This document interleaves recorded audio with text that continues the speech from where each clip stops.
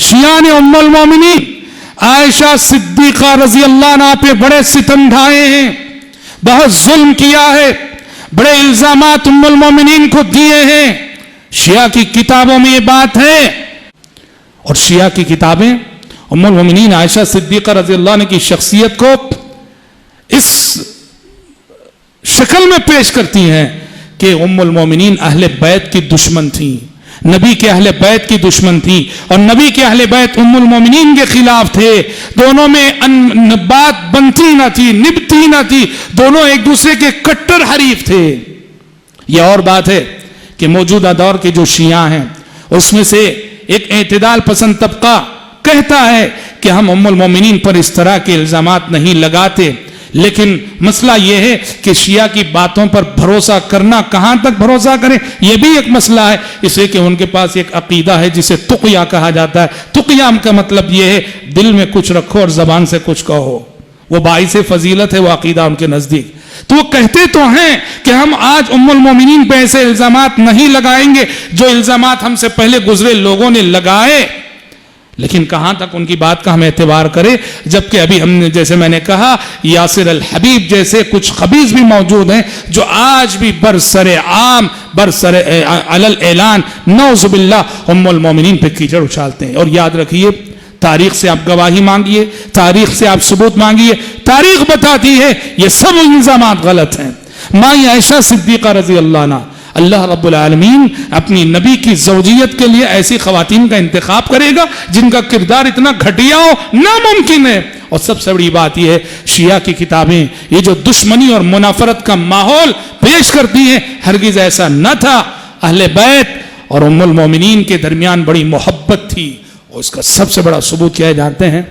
सबसे बड़ा सबूत यह है कि अहले बैत ने, नबी के अहले बैत ने, और जिनको शिया अपने 12 इमाम मानते हैं, उन इमामों के घरानों में देखो, उन्होंने अपनी लड़कियों के नाम, कितनी लड़कियों के नाम आयशा रखे।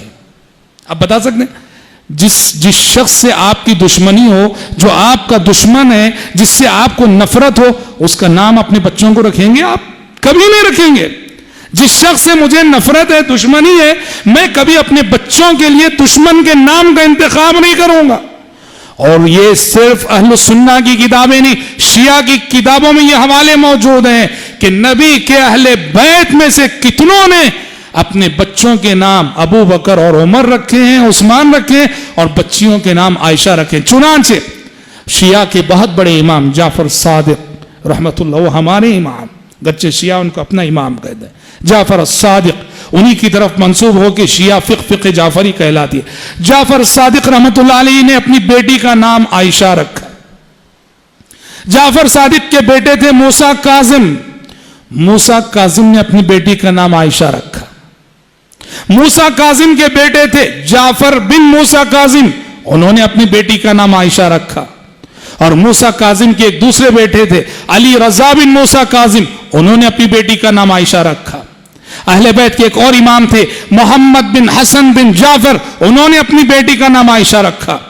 और एक और इमाम थे अली हादी बिन मोहम्मद, अली हादी बिन मोहम्मद, उन्होंने अपनी बेटी का नाम आयशा। सिलसिलावार देखिए, आयशा का नाम नबी के अहले बैत में बार बार आ रहा है, तकरार के साथ आ रहा है। यह दलील है इस बात की कि अहले बैत को पे उम्मुल मोमिनीन आयशा सिद्दीका रज़ी अल्लाह अन्हा से मोहब्बत थी, और उम्मुल मोमिनीन उनसे मोहब्बत करती थी। शिया की किताबों ने जो कुछ लिखा है, ये तारीख नहीं, ये तारीख के साथ खिलवाड़ है, और ये तारीख में जो है तहरीफ है।